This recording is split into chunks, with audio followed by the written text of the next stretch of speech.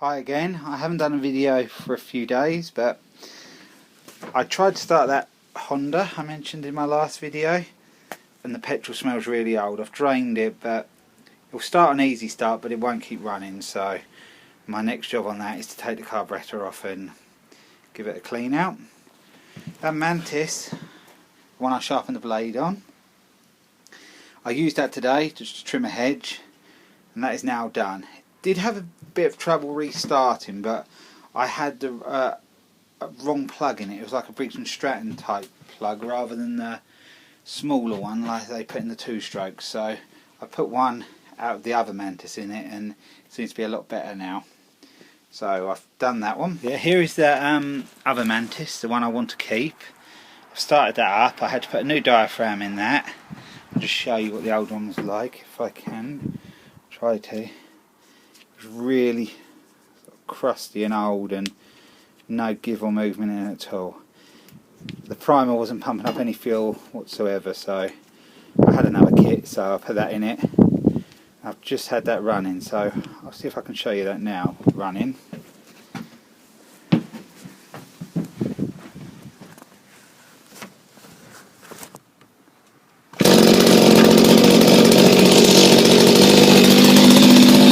There that one is.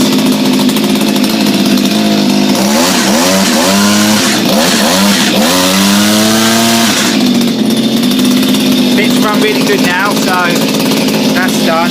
I thought that's all what was wrong with that, the carburetor, but let me turn it off. So the one I want to keep myself is done, and so is this one. I think I'm going to sell this one because I don't need this many hedge cutters. I'll keep the other Mantis for a spare one. I've got my steel and my long handled Echo, so I've got a spare if I need it.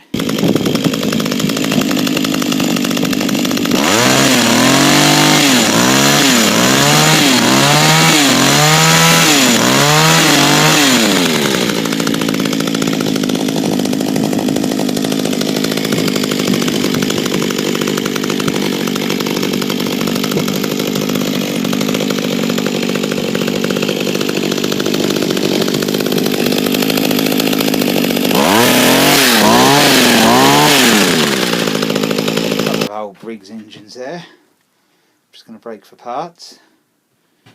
There's an engine under here. I'll actually show you that running. I think I've sold that, but it's got to be sent abroad, so I've just got to find out postage cost to see whether the person wants it sent or not, but I think that may be sold. And it's just basically trying to sort out the bits and pieces and get the shed clear again, because I've got it quite full again. I've got the nuts for that now, for the blades, so I think that's my final job on that one. I can do that, get that done. That'll be done at the weekend.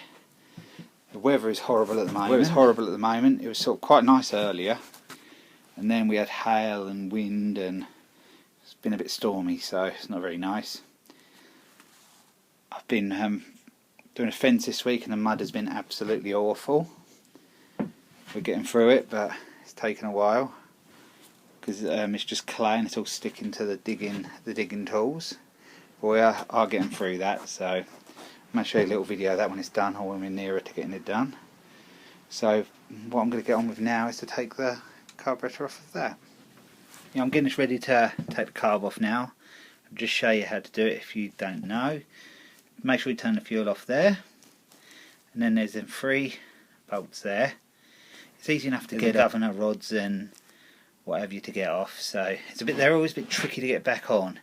It's not exactly hard, it's just a bit fiddly, so I'll sort of get that off and then show you what I do to clean the carb out. Yes, what I do, I take it off, and if it's all dirtied up all like that, I give it a wash in some old petrol. This happens to be 2-stroke, but it doesn't matter, just clean all to get the muck off it. And then when the outside's clean, then I start to take it apart.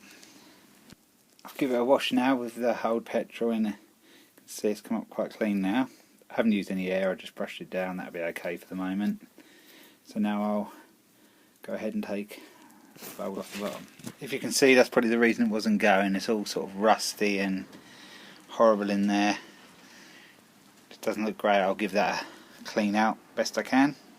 Take the float off and the jets out, or the needle valve out, give that a clean and get it back together. Should be okay then. There we go, after a little while I managed to get the, I don't know if you can see that, the main jet out. It consists of, where are we? There, the main jet. I'll try and show you how clear it should be. Where are we? You can see that. Not brilliantly, if you can see through the hole. And on Hondas, this part is quite critical, I've found. It fits in just above that jet I just showed you. And it has lots of little holes on it. And just make sure all of them are clear. Because I've had them surging up and down, revving up and down, up and down. And it proved to be this, one of them little holes blocked. So that's quite critical that that's clean also. So when you get the main jet out, there we go, make sure you get that other bit just above it out as well. It's a bit tricky to get out, but it's well worth it when you got it apart to just check that, to check the holes are clear. On this, the float all looks good. So does the needle valve, that all looks good. So, and that carb's, if you can see there, quite clean. Just dropped something, I don't know what that was, but I'll find out in a minute. So I'll get that back together now. I've got the carb back on, so I'll see if it starts now and keeps running. Try and film it.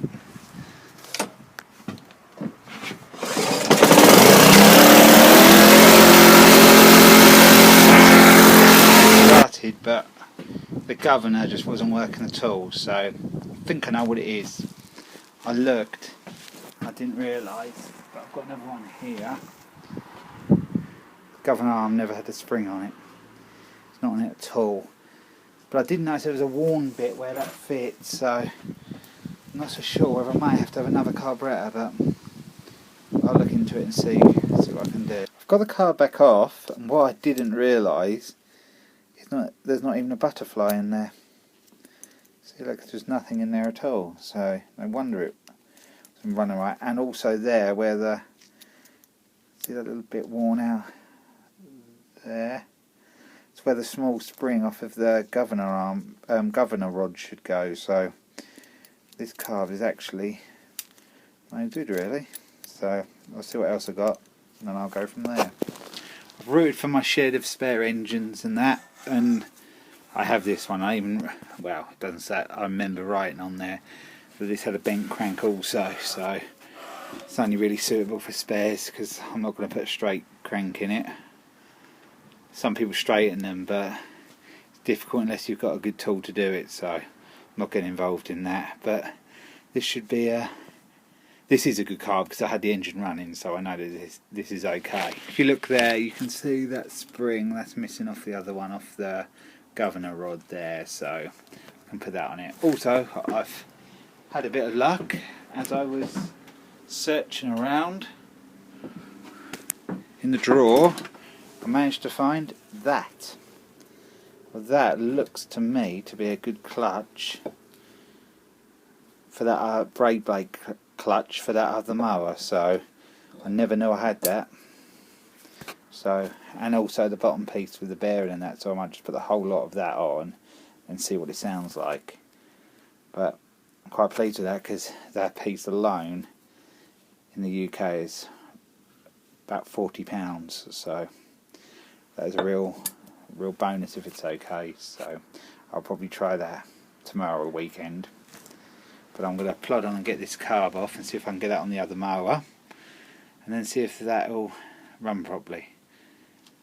So I'll get on with it. So here we are, I've got the carb off of that engine, the one with the bent crank, and this one all looks good. Like I said, I'm sure it was because I tried it with it on. I'm not going to even bother cleaning it out. I think it'll be okay. So I'll get that fitted and then see what it runs like. After a lot of messing about, I managed to get it going.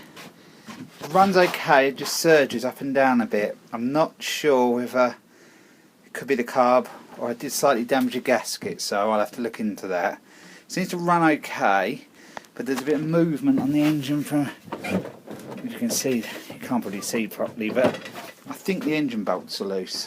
So I'll sort that out. The blade brake works okay, so I'll have to look into that carb. What I might do is use the bottom part and all the bits out of that carb, because the bowl is better I think on that carb, and fit them in that one. The problem I was having, I'd fitted a governor arm on, not armour, rod. It was too short. I didn't realise. It was off of one of them 135 engines. I think this is a 160, and I thought it'd be the same, but it wasn't. So it was about 2 centimetres longer when they come off there. So that solved the racing problem. It doesn't rev hard now, and it's good on the throttle. So I'll have to just look into that carburettor. It's just, I've had that happen before, and I did clean it out quick, this one, so I might have to just have a look at that again.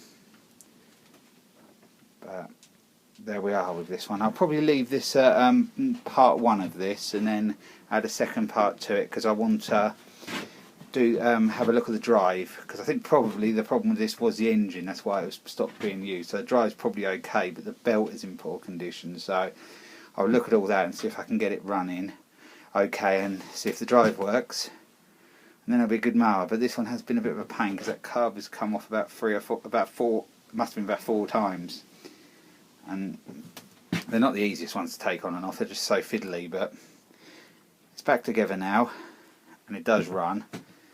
But it's a bit deceiving with the engine moving when it's running, sort of jolting to the side as if there's a miss, but it isn't, because it's loose on the engine bolts.